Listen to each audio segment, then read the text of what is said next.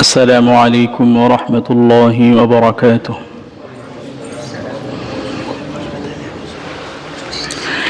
إن الحمد لله والصلاة والسلام على من لا نبي بعده وعلى آله وأصحابه ومن والاه. أما بعد، قال الله تعالى في القرآن الكريم: أعوذ بالله من الشيطان الرجيم. بسم الله الرحمن الرحيم. كلوا واشربوا ولا تسرفوا إنه لا يحب المسرفين. وقال تعالى في آية أخرى: ولا تبذر تبذيرا إن المبذرين كانوا إخوان الشياطين وكان الشيطان لربه كفورا. صدق الله العظيم. وقال رسول الله صلى الله عليه وسلم: إن من الصرف أن تأكل كل ما اشتهيت أو كما قال عليه الصلاة والسلام. محترم মুসল্লিয়ান کرام, আল্লাহ তাআলার শুকরিয়া যে রব্বুল আলামিন আমাদেরকে অত্যন্ত ভালোবেসে হায়াত দিয়ে তার ঘর মসজিদে আসার তৌফিক দিয়েছেন। সেই রব্বুল আলামিনের শুকরিয়া আদায় করি। সকলে কালিমাত শুকর হৃদয় থেকে বলি আলহামদুলিল্লাহ। আল্লাহ রব্বুল আলামিন তৌফিক দিলে আজকে অপচয় এবং অপব্যয় সম্পর্কে আলোকপাত করব। আমা তৌফিক ইল্লা বিল্লাহ। মুহতারাম মুসল্লিয়ান কেরাম, আমরা সকলেই আল্লাহর কাছে দোয়া করি যে রব্বুল আলামিন আমাদেরকে যেন এই কথাগুলো বলনেওয়ালা শুননেওয়ালা সকলকে যেন আমল করা তৌফিক দান করেন, আমিন। আল্লাহ রব্বুল আলামিন আমাদেরকে অত্যন্ত ভালোবেসে সৃষ্টি করে দুনিয়াতে প্রেরণ করেছেন তার খলিফা হিসাবে। আবার আমাদেরকে সম্মানিত করেছেন। ওয়ালাকাদ কাররামনা বানি আদম। আল্লাহ তাআলা বনি আদমকে সম্মানিত করেছেন। এক তো আল্লাহ তাআলা আমাদেরকে প্রতিনিধি বানিয়েছেন, আবার আমাদেরকে সম্মানিত করেছেন। আবার আল্লাহ তাআলা আমাদেরকে খায়রা উম্মত, আবার কোন জায়গায় উম্মাতা ওয়াসাতান, মধ্যবর্তী উম্মত হিসাবে আল্লাহ তাআলা আমাদেরকে কবুল করেছেন। আল্লাহ তাআলা আমাদেরকে কিছু সম্পদের মালিক বানিয়ে দেন। পৃথিবীতে আল্লাহ তাআলা কিছু সম্পদ কিন্তু সকল সম্পদের মালিক কিন্তু একমাত্র আল্লাহ তাআলা। কুরআন কারীমে আল্লাহ তাআলা ইরশাদ করেন: ওয়ালিল্লাহি মুলকুস সামাওয়াতি ওয়াল আরদ। আসমান জমিনের যা কিছু আছে এই সব রাজত্ব আল্লাহ তাআলার। লাহু মা ফিস সামাওয়াতি ওয়া মা ফিল আরদ। আসমান জমিনে যা কিছু সব তার অধীনে। সামান্য সময়ের জন্য আল্লাহ তাআলা আমাদেরকে কিছু সম্পদ দিয়ে থাকেন ম্যানেজারের দায়িত্ব পালন করার মতো। একজন ম্যানেজারের কাছে অনেক টাকা আছে, কিছু টাকা আসে, সেটার মালিক সে কিন্তু নয়। একজন মানুষ উপার্জন করে, সে যেটা খাবে আর যেটা কিয়ামতের জন্য সে জমা করে যাবে অতটুকু সে মালিক। বাকিটা কিন্তু সে মালিক না। বাকিটার মালিক কে? উত্তরাধিকার। ওই সম্পদ আর একজনের হাতে চলে যাবে। একজন মানুষ 100 কোটি টাকার মালিক, সে 1 কোটি টাকা কিয়ামতে আখিরাতের জন্য জমা করলো, আর 1 কোটি টাকা সে খাওয়া দাওয়া করলো। বাকি টাকা কোথায় যাবে? সে কবরে নিয়ে যেতে পারবে না। এটা তার উত্তরাধিকারগুলো পাবে। তো এই যে সম্পদ, এই সম্পদ কিন্তু সবসময় যাদের সুযোগ আছে তারা এটাকে আমরা সদ্ব্যবহার করব। যেটা আখিরাতের জন্য রেখে যাব ওটা আমার জন্য থেকে যাবে, আর বাকিগুলো উত্তরাধিকারীগুলো পেয়ে যাবে। তো এই সম্পদ এখানে কিছু মানুষ অপচয় করে থাকে, অপব্যয় করে থাকে। প্রথমে আমরা জানবো, বুঝবো যে অপচয় কাকে বলে আর অপব্যয় কাকে বলে।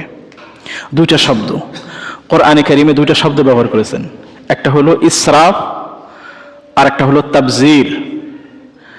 আল্লাহ তাআলা কোরআনে কারিমে বলেন, কুলু ওয়াশরাবু ওয়ালা তুসরিফু ইন্নাহু লা ইউহিব্বুল মুসরিফিন। তো তোমরা খাও, তোমরা পান করো, কিন্তু অপচয় করিও না, কেননা আল্লাহ তাআলা অপচয়কারীকে ভালোবাসেন না। এখানে আল্লাহ তাআলা অপচয়ের কথা বলেছেন।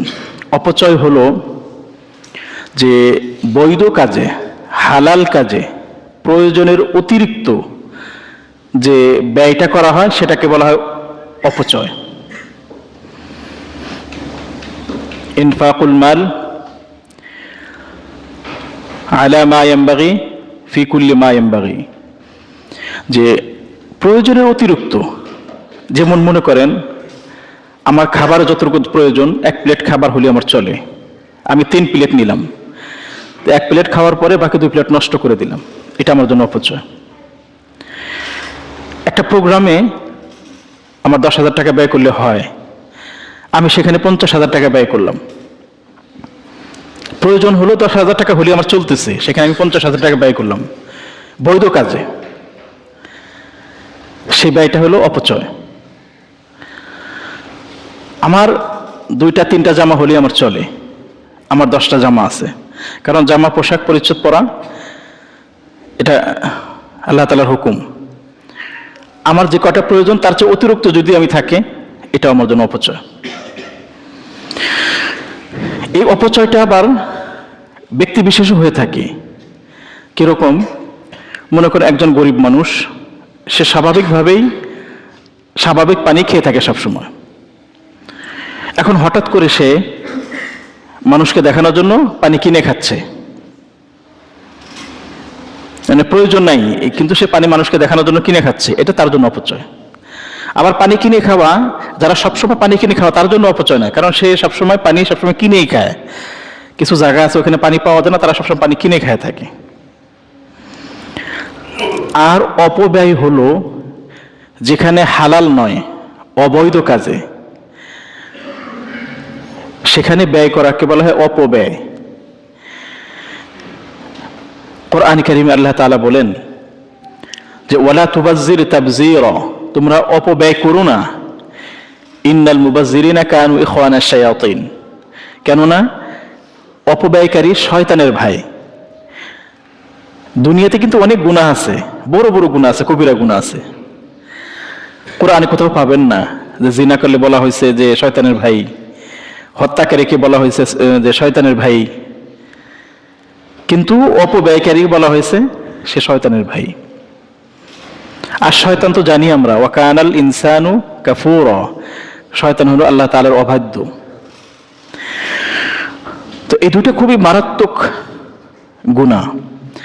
তো এই সম্পর্কে যে কোন কোন ক্ষেত্রে সাধারণত অপব্যয় হয়ে থাকে, দেখা যাচ্ছে বিশেষ করে খাবারের ক্ষেত্রে অনেক সময় অপব্যয় হয়ে থাকে। আমাদের যে পরিমাণ খাবার দরকার আমরা সেই পরিমাণই খাবার গ্রহণ করব। এটা আমাদের ডাইনিংয়ে হোক, হোটেলে হোক, একা হোক, সমবেত হোক, যতটুকু প্রয়োজন ততটুকুই আমরা নেব। এরকম না যে 1 প্লেট আছে, আমি নিলাম বেশি কিন্তু ওটা খেতে পারলাম না, থুয়ে চলে গেলাম। আর খাওয়ার সুন্নত হলো কোনো জায়গায় খেলে ওটাকে চেটে খাওয়া। আয়েশা রাদিয়াল্লাহু তাআলা আনহা বলেন যে রাসূল সাল্লাল্লাহু আলাইহি ওয়াসাল্লাম কোথাও যদি খেতেন, আমি বুঝতে পারতাম কোনটা রাসূলের প্লেট, কারণ রাসূল সাল্লাল্লাহু আলাইহি ওয়াসাল্লাম খাবারে তো মানে একদম পরিষ্কার করে খেতেন। হাদিসে আসছে লা তাদরুনা আইয়ুকুম আইয়ু তুআমিকুম আল বারাকা, যে তোমরা তো জানো না কোন খাবারের কোন অংশের ভিতরে আল্লাহ তাআলা বরকত রেখেছেন। এমনকি যে একটা খাবারে যদি কোনো কিছু যদি নিচে পড়ে যায় দস্তরখানায়, ওটাকে উঠানো। হাদিসে আসছে যদি ময়লা জায়গাও পড়ে থাকে ওটা উঠে ময়লাটা পরিষ্কার করে ওটা তোমরা আহার করো, খাও ওটা। এক সাহাবী কোন জমিদারের কাছে গেছেন, জমিদারের বা রাজার মেহমানদারিতে, তো সেখানে দস্তরখানার ভিতরে খাওয়া দেওয়া হচ্ছে, তো একটা দুটো খাবার একটা লোকমা পড়ে যাচ্ছে, তো ওই সাহাবী এটা উঠে খাচ্ছেন। তো কিছু মানুষ কানাঘোষা করতেছেন, বাদশার কাছে বলতেছেন যে কাকে আপনার দস্তরখানার ভিতরে ডাকছেন, সে সামান্য আপনার এই জমিদারিতে খাবারের কোনো অভাব আছে, আপনাকে এই খাবার থেকে উঠানো, লোকমা উঠানো মানে আপনাকে অপমানিত করতেছে সে। তো সাহাবী আরেকজন কেউ বলতেছেন এটা তো সুন্নত, এটা তো ফরজ না, থাক না এখানে। তো ওই সাহাবী বলছেন যে এই সামান্য এই ক্ষমতার জন্য কি আমি আল্লাহ রসুলের সুন্নতকে ছেড়ে দেব? অথচ আমরা কি করি, সন্তানের হাত থেকে যদি একটা চকলেট পড়ে যায় বা কোনো কিছু পড়ে যায়, থাক ওটা উঠাতে হবে না, আমরা সাধারণত করে থাকি, আর একটা নতুনটা কিনে দিচ্ছি। আমরা আমাদের সন্তানদেরকে শেখাবো যে কোনো জায়গা থেকে হাতে থেকে পড়ে গেলেও ওটা উঠানো, দস্তরখানে খাওয়া, দস্তরখানে কোনো কিছু পড়ে গেলে এটা উঠানো, এটা সুন্নত, একটা সুন্নতের আমল হবে। আবার দেখা যাচ্ছে খাবারের ক্ষেত্রে, বিশেষ করে বিয়ে বাড়িতে বা বিভিন্ন অনুষ্ঠানে যে পরিমাণ খাবার নষ্ট হয়ে যায়, যারা এখানে অংশগ্রহণ করে তারা বেশি বেশি নেয়, দেখা যায় অল্প খায় আর বাকিটা ফেলে দেয়।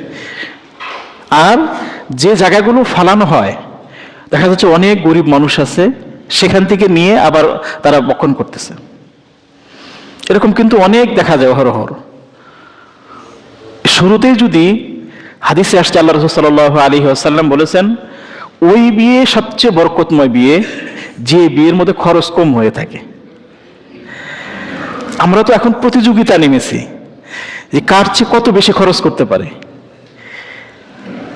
প্রয়োজনের অতিরিক্ত। হ্যাঁ, যদি আমি খাওয়াতেই হয় তাহলে গরিব মানুষদেরকে যে পরিমাণ এখানে প্রয়োজন সেখানে খাওয়ান, বাকিটা প্রয়োজন গরিব মানুষদেরকে দিয়ে দেন, কিন্তু অপচয় করা যাবে না। ঠিক তেমনি ভাবে আমাদের আরেকটা অপচয়ের খাত হলো পোশাকের ভিতরে। দেখা যাচ্ছে নতুন নতুন ড্রেস আসতেছে, আমাদের পরিবারে অনেক মেয়েরাই বেশি করে, ছেলেরাও করে, প্রতিযোগিতা শুরু হয়েছে। তো নতুন কোনো ড্রেস আসলে আমরা নতুন ড্রেসে সংগ্রহ করতে হয়, তার অনেক কাপড় আছে, তারপরে আবার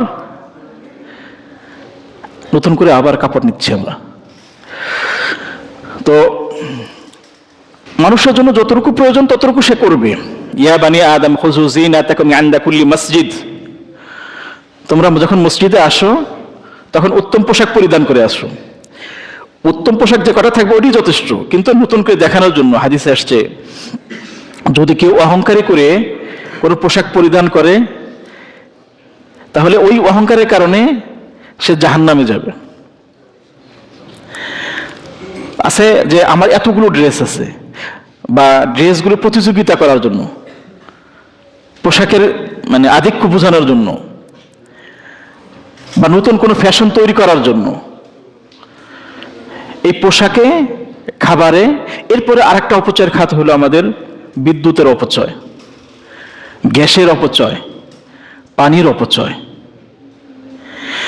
গ্যাস এটা আমাদের প্রাকৃতিক সম্পদ, আল্লাহ তাআলার নিয়ামত, এটা কিন্তু অফুরন্ত নয়, এটা কিন্তু একটা সীমা আছে। বিশেষ করে যেখানে রাষ্ট্রীয় গ্যাস থাকে, ওই একটা মেসের কাঠি জ্বালানোর অভাবে যে নতুন করে মেসের কাঠি জ্বালাতে হবে, এজন্য দেখা যাচ্ছে আস্তে করে দিয়ে রাখে, সারাদিন 24 ঘন্টা জ্বলতেছে এটা। আবার পানির অপচয়, দেখা যাচ্ছে রুমে কেউ নেই, বিদ্যুৎ দিয়ে চলে গেছে, ফ্যান দিয়ে চলে গেছে, কখনো ইচ্ছাকৃত হয় কখনো অনিচ্ছাকৃত হয়, কিন্তু সচেতন থাকতে হবে আমাদের সকলকেই। এগুলো আমানত, এগুলো নিয়ামত। এই নিয়ামত এবং আমানত সম্পর্কে আল্লাহ তাআলা জিজ্ঞাসা করবেন, সুম্মা লা তুসআলুন্না ইয়াওমা ইযিন আনিন নাঈম, কিয়ামতের দিনে এটা সব জিজ্ঞাসিত করা হবে। দেখা যাচ্ছে শীতকাল আসতেছে, বিশাল বড় রুম, গরম লাগতেছে, ঠান্ডা লাগতেছে, দেখা যাচ্ছে আমরা হিটার চালে পুরোটা রুম গরম করতেছি। অনেক সময় দেখা যাচ্ছে এরকম ভাবে অপচয় হচ্ছে রাষ্ট্রীয় সম্পদ, বাপ আমি বিলই দিই, মনে করেন আমি বিল দিই, আমি কারেন্ট বিল দিই, কিন্তু তারপরেও এটা তো আরেকজনের উপকার রাখতে, আমার তো এটা প্রয়োজন নাই। আমি তো শীতের কাপড় পরলে আমার শীত চলে যাচ্ছে, পুরো রুমটাকে গরম করার জন্য হিটারটাকে আমি 24 ঘন্টা জ্বালিয়ে রাখলাম। পানির অপচয়। দেখা যাচ্ছে আমরা অজু করতেছি, গোসল করতেছি, আমরা পানির অপচয় করতেছি। আমরা বাংলাদেশের মানুষ, আল্লাহ তাআলা যে নিয়ামত দিয়েছেন পানির মতো নিয়ামত, যে জায়গায় পানি নাই, আমাদের পার্শ্ববর্তী রাষ্ট্রে এমন কোনো জায়গা আছে কয়েক মাইল দূরে যেতে হয় পানি আনতে। এরকমও সময় গেছে ট্রেনে করে পানি নিয়ে এসে তাদেরকে পানি দিতে হচ্ছে।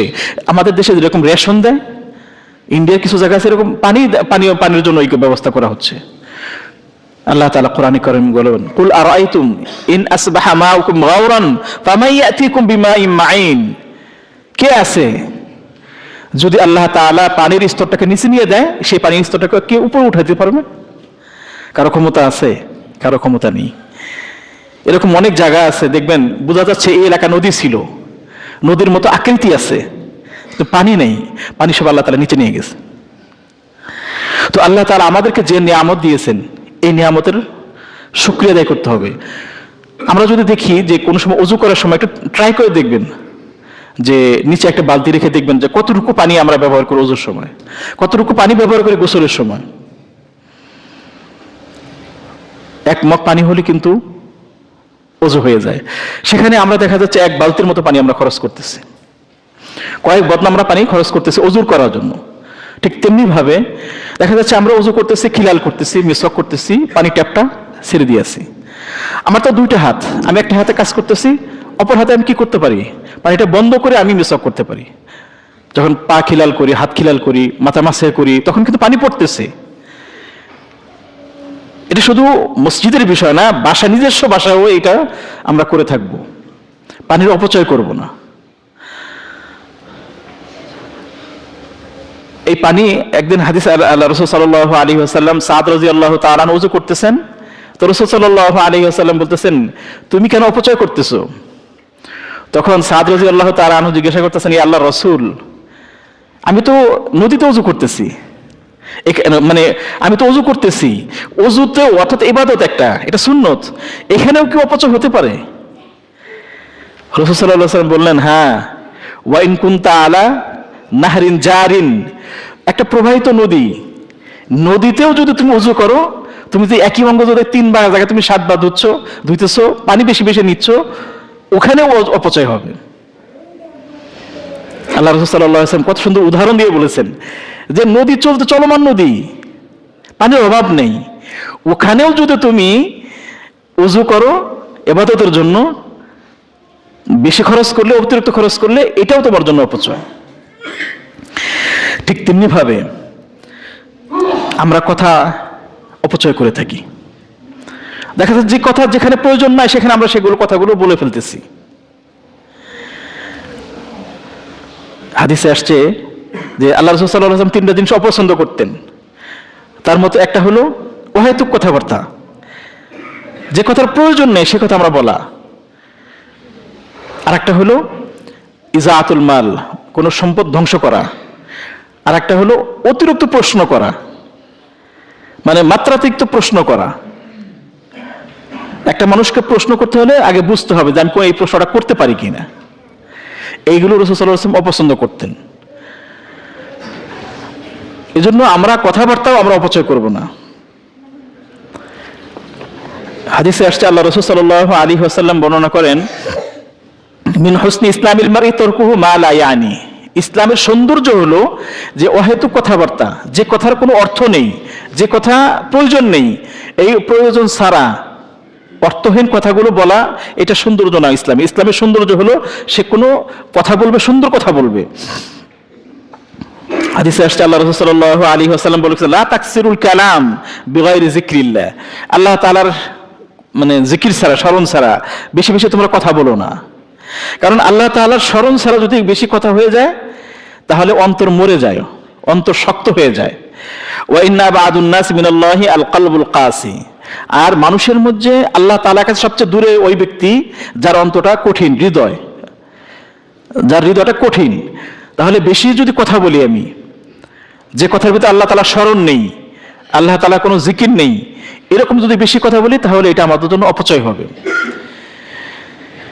এরপর আল্লাহ রাসূল সাল্লাল্লাহু আলাইহি ওয়াসাল্লাম, কোরআনে একটা আয়াত আসছে যে মানে মুমিন, সফল মুমিনের একটা হলো ওয়াল্লাযীনা হুম আনিল লাগবি মুআরিদুন। লাগ মানে হলো ওয়াহিতুক, বেকার। এই বেকার কথাবার্তা থেকে মুক্তি থাকা অর্থাৎ বেঁচে থাকা, এটা মুমিন মানে সফল মুমিনের একটা গুণ। আবার আরেকটা বিষয় অপচয় হয়ে থাকে আমাদের সময়ের অপচয়।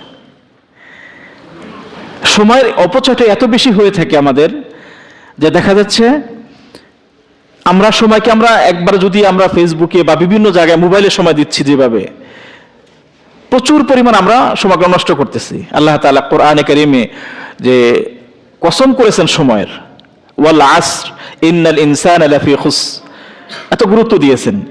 মানুষের জীবনটা এটা কিন্তু সময়ের একটা সামগ্রিক, কয়েকটা মিনিট, কয়েকটা সেকেন্ড, কয়েকটা ঘন্টা, কয়েকটা দিন মিলে কিন্তু মানুষের জীবন।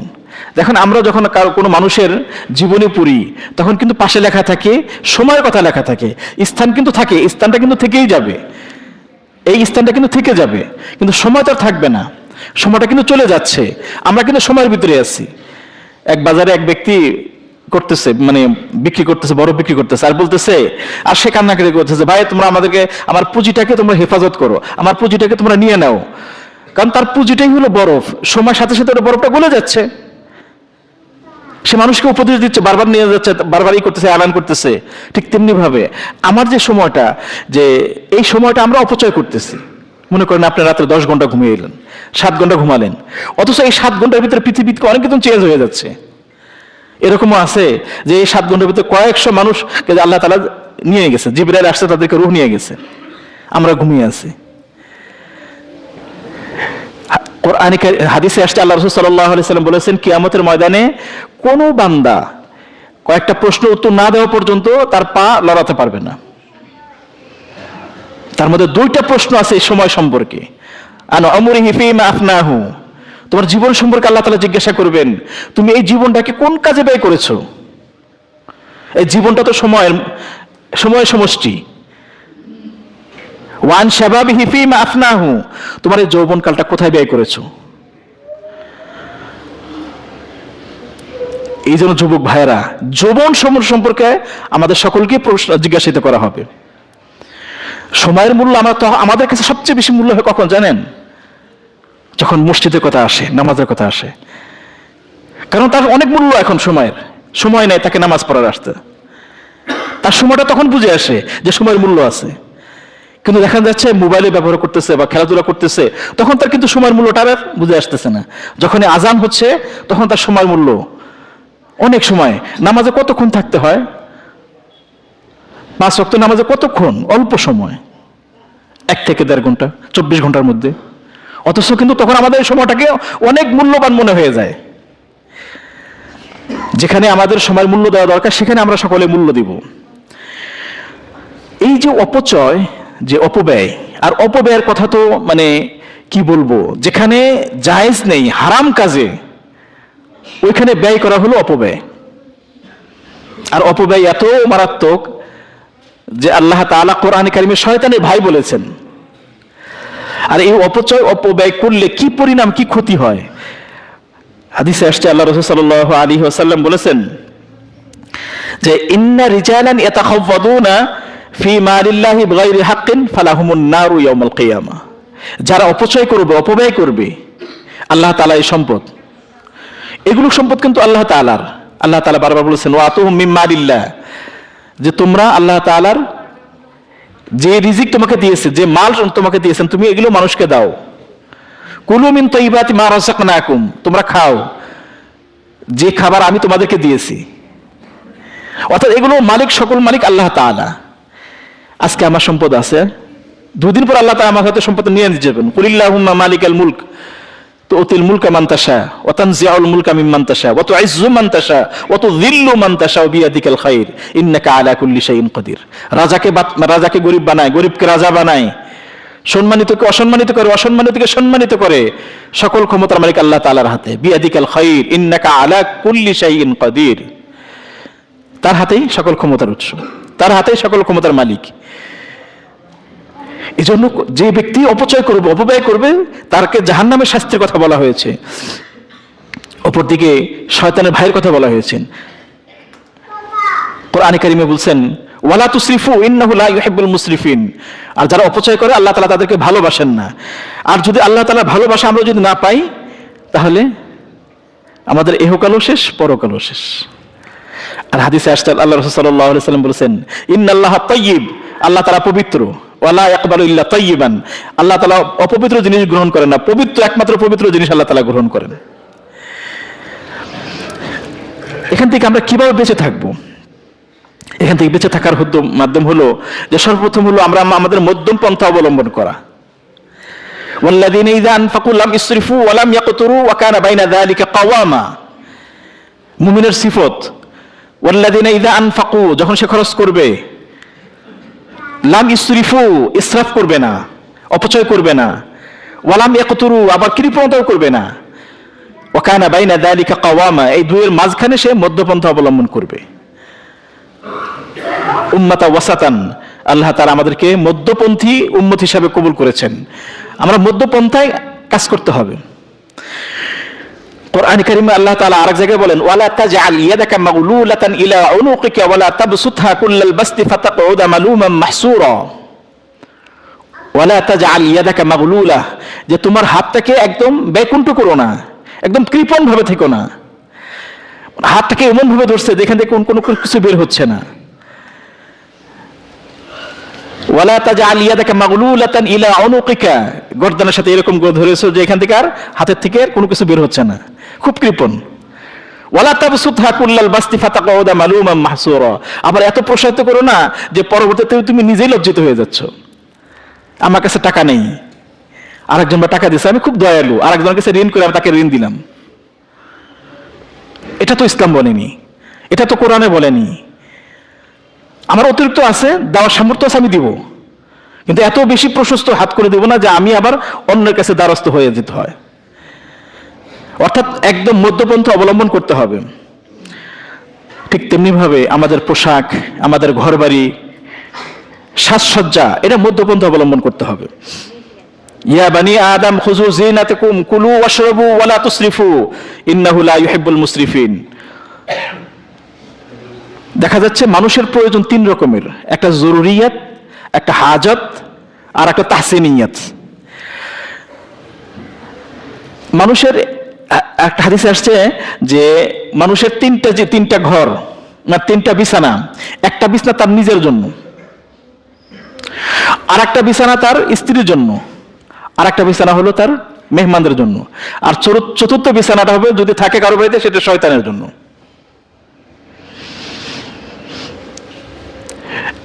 এই জিনিস তিনটা হলো আমার জন্য প্রয়োজন, নিজের জন্য, স্ত্রীর জন্য, মানে পরিবারের জন্য, একটা মেহমানদারের জন্য। এছাড়া অতিরিক্ত যেটা থাকবে এটা হলো শয়তানের জন্য।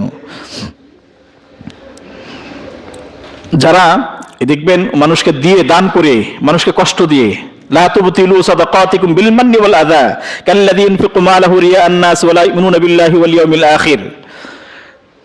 আমরা জীবন যাপন করব আল্লাহ তাআলার উপর বিশ্বাস রেখে, সাদাসিধে ভাবে জীবন যাপন করব। কখনোই আমরা অহংকারের সাথে বেশি পোশাক বা ওই বিশেষ করে মসজিদ, বর্তমানে তো দেখা যায় মসজিদ, তারপরে বাড়ি, মানে কার থেকে কত বেশি খরচ করতে পারে, এই প্রতিযোগিতা, এগুলো থেকে আমাদেরকে বেরিয়ে আসতে হবে। আল্লাহ তাআলা আমাদের সকলকেই সব ধরনের অপচয় থেকে, সব ধরনের অপব্যয় থেকে হেফাজত করুন। সর্বশেষ কথা হলো যে অপচয় হলো বৈধ কাজে মাত্রাতিরিক্ত ব্যয়, প্রয়োজনের অতিরিক্ত ব্যয়কে হলো অপচয়। আর অপব্যয় হলো যেটা বৈধ কাজ নয়, অবৈধ কাজে ব্যয় করাটা হলো অপব্যয়। কোরআন কারীমে অপব্যয় বলা হয়েছে শয়তানের ভাইয়ের কথা, মানে ভাই, ওয়ালা তুবাজ্জির তাবযীরা ইন্নাল মুবাজ্জিরিনা কানু ইখওয়ানা শায়াতিন। আর ইসরাফের কথা বলা হয়েছে যেটা অপচয়। আল্লাহ তাআলা বলেন ইন্নাহু লা ইউহিব্বুল মুসরিফিন, আল্লাহ তাআলা অপচয়কারীকে পছন্দ করেন না।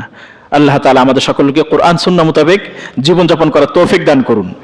সকল ক্ষেত্রে, খাবার, বিদ্যুৎ, পানি, গ্যাস, সকল ক্ষেত্রে বৈধ কাজের অপচয় থেকে আল্লাহ আমাদের সকলকে হেফাজত করুন।